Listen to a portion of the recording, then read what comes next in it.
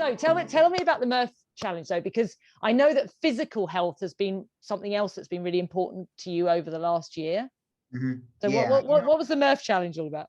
so yeah, physical health has always been, it's just been a, I don't know if it's a passion of mine or just something I've been, consider myself a athletic or an athlete since since I was 13, and a runner my whole life, and I just love playing sports. And I've got a part of my healing process. There's a couple things, Rebecca, that are interesting. Since we've met, when we met, I was on my own in this little tacky cottage, and I'd realized that I was living in this town for then 5 years, and I had no men friends because I just worked. We lived a little bit out, 7 miles outside of town. All I did was work.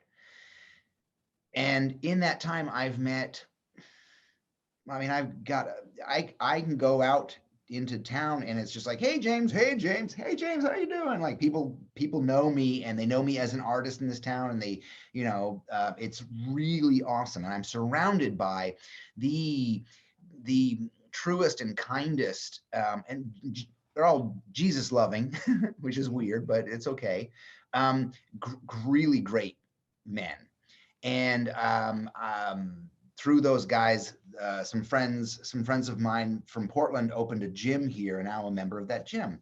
And that has helped me tremendously because 2 years ago, I was in a dirt bike accident. I broke my collarbone and all of these ribs, and my body was just a mess. And I think that for when I was, when I was married, that for her was just like, oh my God, I think that was like the big thing that was like, oh fuck, really? So, and now I'm symmetrical, which is amazing. And I've gotten really strong. And through the gym, they do a lot of really great little, friendly competitions. But they also do Memorial Day, and this is the first one they've done. They do the Murph Challenge.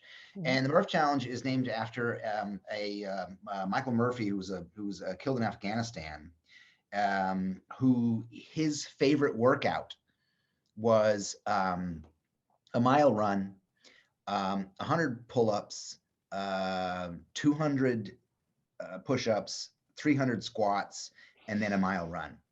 And after he died, to make money for veterans coming back, different coalitions or gyms run or put on a Murph Challenge.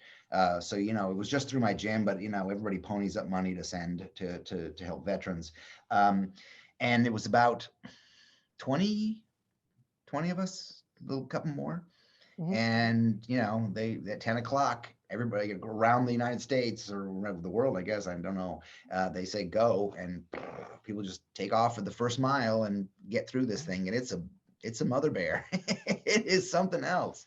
That is something else. Yeah, but you did it. I did it. And I was, Rebecca, I was smiling the whole way through. Well, you was, because you did an Instagram at the end of it, didn't you? And you Yeah. say, I've done it. And you were, you were smiling, and you were able to talk, which I thought was quite incredible in itself. And you looked great. You looked like you could still go some. Yeah, I had an awesome day, and then I picked up the kids like that, a little bit later than that, and then I took them to the pool, and we were messing around in the pool and had a great evening. And I thought, oh my God, this is amazing. And then the next day I woke up and I was like, oh, that hurts. It was a lot. There's a really great E.E. Cummings poem, and I can't quote it, but it was all about his, our bodies. And he's like, I like my body. I like its, I won't even do a good job, but it's really awesome stuff. I'm going to have to find that, because one of my favorite little lines, and I like a quote, as you know from seeing my social media, but it's from E.E. Cummings, about whenever I lose myself, it's to the sea I go to find myself, which isn't exactly how it goes, but that's from E. Cummings, which I love. But I'm going to have to go and find the body one. Yeah, I'll send you a link to the or send me, yeah. And you were saying there about there's a couple of things for healing, and obviously physical exercise and keeping yourself fit is part of it. And the other one I believe that you've done is you have a horse that you work with, right? Oh, yeah. Rumor. Yeah, I've done, the breakup has brought me back to a lot of things that I had left, which was, therapy, and even just like having those deep conversations. So there's an equine therapist, a bunch of miles away at a ranch. Her name is Kelly. And I have a horse that I work with, and Rebecca. So I hadn't seen Rumor for maybe 6 months. Mm-hmm. Previously, I was seeing him, every week or every, 1.5 weeks or whatever. And we're working with horse. All they want is connection. Mm-hmm. That's what they seek. Mm-hmm. So if you are not present and you are not connected, they just walk away. You can, and my job then was to stand in the middle of the ring or the paddock and ask that Rumor come to me. And it's basically a practice in me being present and asking for what I want. Mm-hmm. Yeah. And receiving. Yeah. Now that I think about it, and I suck at receiving, so he wouldn't, nothing. And at the end of our time together, back then, it got a little better. I could hang out with him and brush him and talk to him, and he would stay. But like back then, I remember I was riding him around the ring. We were going nice and slowly, and an airplane flew over. The guy my wife was cheating with flies an airplane. Where'd my mind go? Rumor stopped. Wow. Just because I had that thought, Rumor stopped. He was like, okay, you're not here anymore. Yeah. I'll wait. It was amazing. Incredible, isn't it? Amazing. Yeah. This time, which was 2 weeks ago, I went back. I caught up with Kelly and went back, and I'm going to try to see her a couple more times. He was all over me. He was just coming up and like pushing, and his head was like, he was like not. And then after we'd spent some time together, he starts digging in the mud, and he laid down to take a nap. And Kelly said, wow. A horse will only take a nap or sleep in front of people if they feel protected, if they feel safe around you. And that was huge. Yeah. That was awesome. I was like, I've been doing the work. I've been trying to do the work. Yeah. And the work with the horse is just is so amazing. And just, it's taught me even listening and being conscious of that, because even, I know that a habit was in a relationship was just everybody's talking over each other, which nobody's really listening with intention. And listening with intention means understanding. Yeah. Yeah. Right. So all I'm seeking these days is I'm seeking in someone is vulnerability and understanding and kindness. Yeah. Right. Yeah. And be able to receive it. Yeah.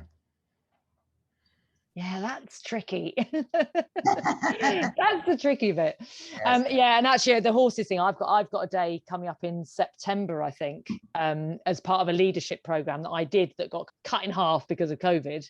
And I've got a day with a lovely lady called Annie Stoker, who and someone she works with who does similar things. And we've got a date for exactly the same reason, right? To go, and like you say, the horses, they're not interested. If they can cut through bullshit like nobody, because they won't. If you're not there, if you're not present, they will just, not have it. And I know I haven't done the day yet, but I know from people who've been on it that they share that is one of the most, I can't think of the right word, but that drop moment when it literally, that belief and that understanding of it just drops into your body and you feel it drop, and you're like, that's it.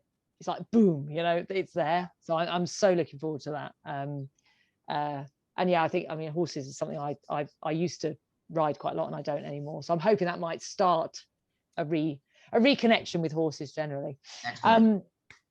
So let's talk about what's next then, because obviously Creative Warrior is up running. I'm there at the moment. I don't think I've got long left actually, because it's been a year.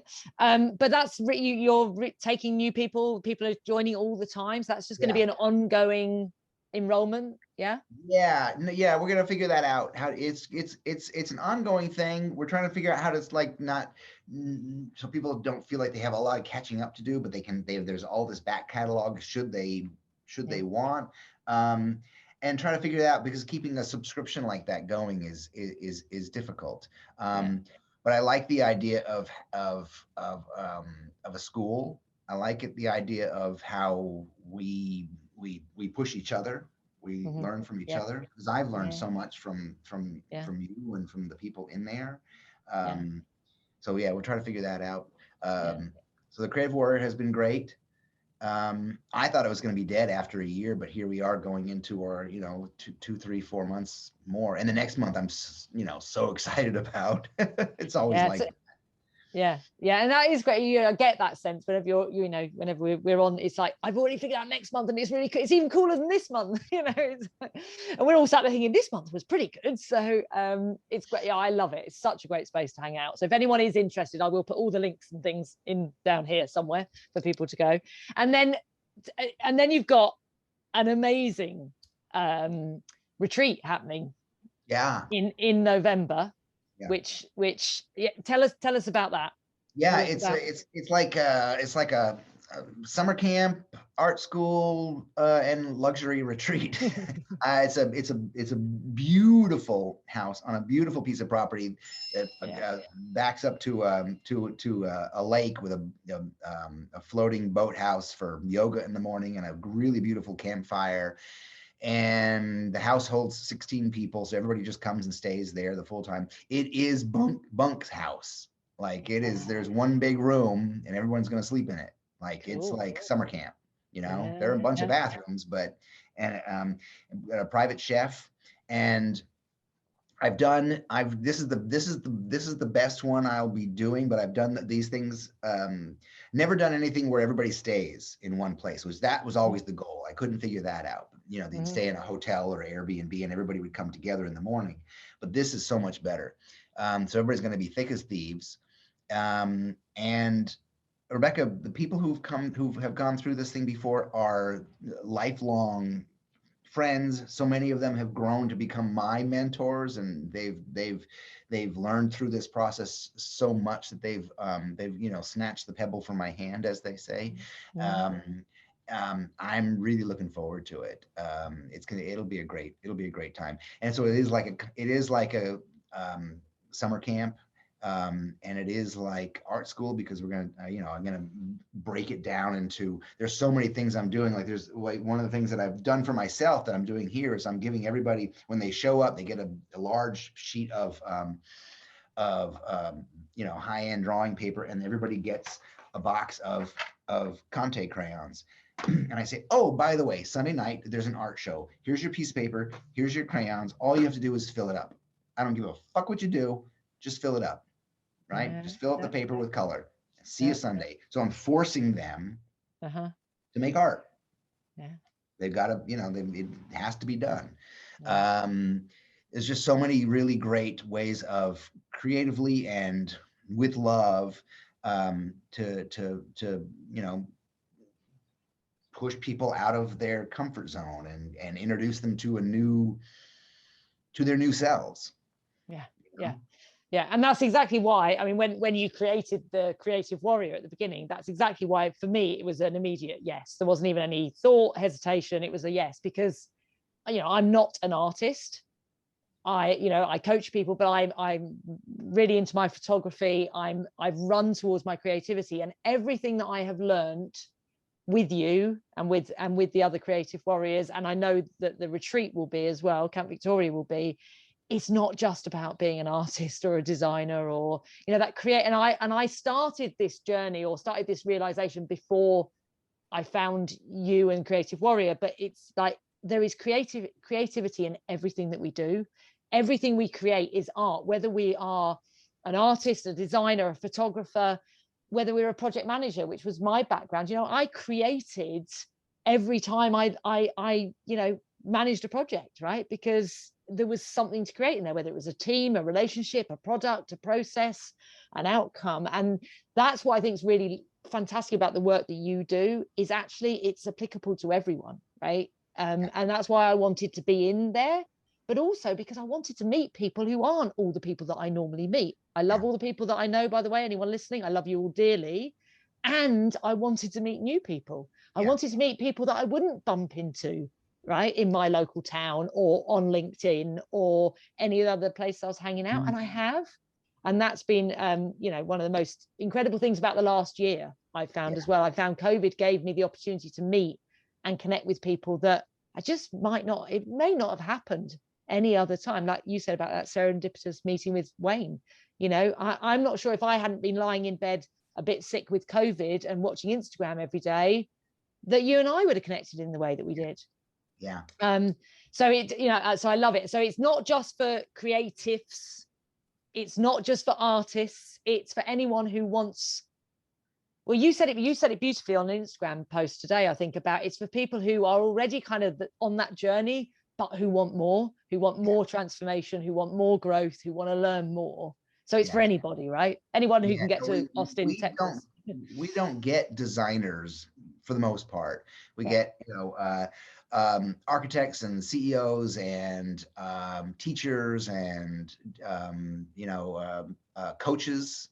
Yeah, you know, who just want to challenge themselves and go deeper. And one of the things you said that I am totally gonna write down and figure out the longer form of this thing was you were talking about artists and you were talking about relationships, and you think about that. Think about like being able to be in a relationship and take it to that level where you are an artist in that relationship, where you're so good at, you know, like at being open and also, you know, understanding and without like there's so many people I follow on Instagram who are like you know, relationship stuff, and the way they talk is like, oh, I'm sorry, may I punch you now? you know, oh, you're gonna hold space for me, fuck off.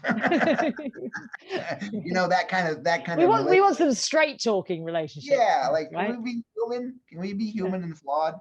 But you know, it's an interesting idea. And yes, I wrote, you know, when before we got on, I was just doodling on. I said, don't go back to sleep, because the COVID thing has changed everybody, and how we do things, and we can't go. We some of us have been forced into new lives, and some of us have been, you know, walked into new lives. But you know, we have to accept that, and we don't want to go. You know, don't go back to sleep.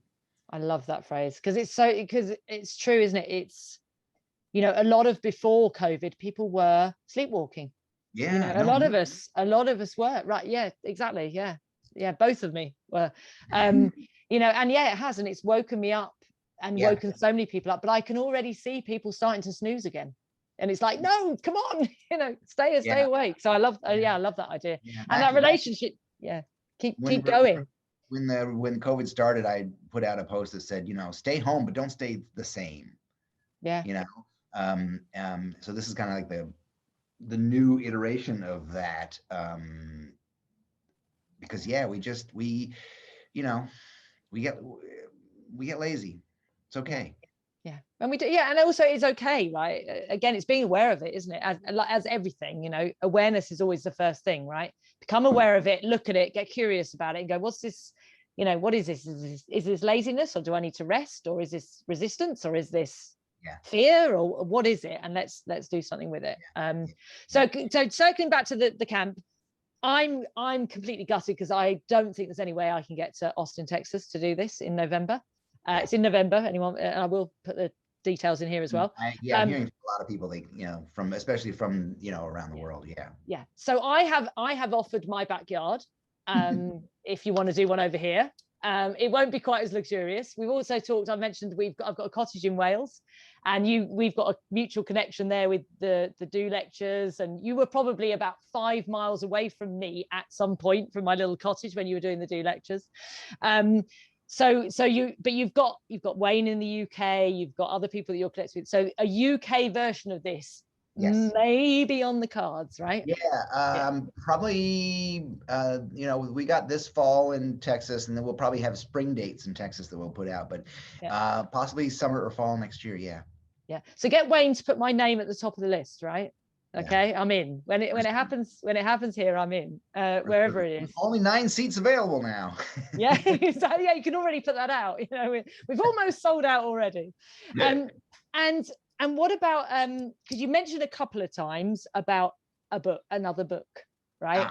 Is there another book? Because I know Effect per Function. I must admit I haven't read any of your other books, which is very amiss of me, and I must go and do that. You don't have to. They're different.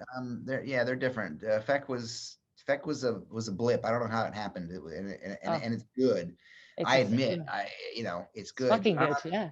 But so what happened was that when it came out, I was in the kitchen with Laura, and I started telling her that I had done the etymology. I'd already written it out. I had done the etymology on the word weird, because one of the central themes of Effect Perfection is this, the things that made you weird as a kid make you great today. So I had done the etymology and researched.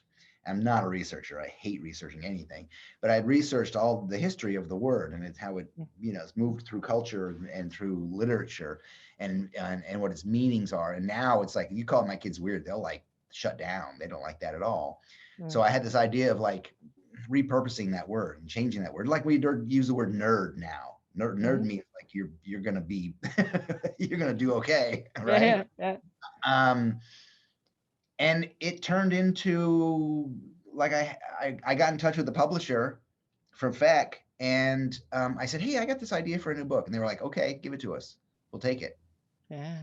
So I had a contract. So the book is going to happen after a bunch of things. Right. The book is going to happen with 2 authors. It is written. It's at the publisher. Recently, I was looking at the dates, the next set of dates, and they were like a month and 2 away from, and I was like, like written, illustrated, designed, give us a cover. And I was like, so I got in touch with the publisher and I said, hey, I'm a little overwhelmed. I'm like in a 1-room apartment. I've got 2 kids most of the time. I'm like trying to create a financial stability for everybody. And they said, James, this book is needed and it's timeless. You want 5 months or 10 months? And I said, I'll take 10 months. So it is sitting. It's quality. Yeah. It's great. Yeah. As a matter of fact, when we get off this call, I'll send you there are 2 PDF, there are two Word documents. I'll send you them. You can you can read the book. Yeah. And it's going to be great. And I wish it was coming out sooner, but I just can't do the work right now. You got to be kind to yourself. Yeah. Right? Yeah. Even like the kids know, like I've had the conversation once or twice with them. I said, okay, when daddy does laundry, you know that I bring it into the room and I dump it, because you know what your PJs look like, and you're like, I can't even go. I'm not folding and sorting and put like, I say at some point, when daddy's not going to the freaking laundromat, and at some point it's going to be awesome. But right now, this is how we're going to do things, and they're fine with it. Like I've got to do these things so I don't get overwhelmed. Absolutely. And that's Effect per Function right there. Yeah. Right. And something you said early on in this conversation about we became parents, right? And we stopped being, lovers, partners, friends, whatever, however you want to say it. And I think that per function bit comes into it. We try so hard to be so perfect as parents and doing all of that shit that we lose all of the other bit. And I have to give myself permission that most of the time my house looks like a shithole. But you know what? It doesn't really bother me. Certainly doesn't bother the boys. And actually, who am I actually tidying it up for? For some outwardly version of, well, that's what you're supposed to do as a grown-up, right? Well, fuck that. I'm a bit weird. I don't really like that. Martha Stewart's coming over in half an hour. I better clean up around. She's always popping in. The J.K. Rowling story, right? Yeah. They said, how did you write a book when you were a single mom with not really a job? And she said, we lived in squalor for 4 years. Yeah. It's like, how much do you want it? How much is that? How important is is that. So I have one room in you know, well, I've got, you know, a 1-bedroom apartment, and the bedroom is where I am now, and it is a mess. There's like all my posters and my work and clothes and stuff, and it's fine. Yeah. Yeah. Yeah, absolutely. It's fine. It's fine. And I'm so excited. Yeah, send me the book to read. That'd be amazing. Because you know, I use the, you know, what made you weird as a kid quite a lot in, you know, I've integrated so much from what I'm learning from the Creative Warrior, from you, into the coaching that I do. And, you know, it's and the etymology of things I love doing that. You know, where do these words come from? You know, wealth is a great one. Where does wealth come from? The word wealth is an abundance of well-being, is where the etymology of, which, when you look at it like that, we're all freaking we can all be wealthy, right? We already are, because we've already got an abundance of everything we need, right? And so I love that. And the book will be fab, and it will come out at just the right time. That's the thing. That's the thing, right? Everything happens on it. And, you know, I think, you know, from my mouth to God's ears, that I think, you know, Laura and I will be in a better place. I mean, we've vowed to, you know, be friends. We were always the relationship that everyone looked up to, and people still write to me and say, oh, well, you know, you and Laura, blah blah blah. And I'm like,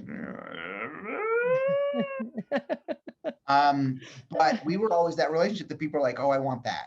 That's what I want, what I see. And we've kind of vowed to try to still be that. It's just going to be in a new form, you know. Although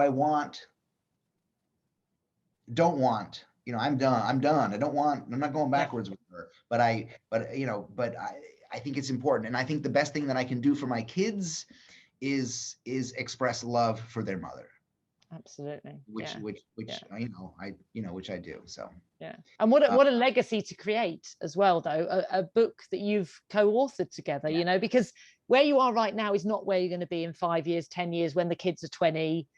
So for them to have that, you know, that book that mum and dad co-authored, right? I mean, that's going to be, that's just going to be incredible for those gorgeous little kiddywinks that you have, who I adore and love seeing them.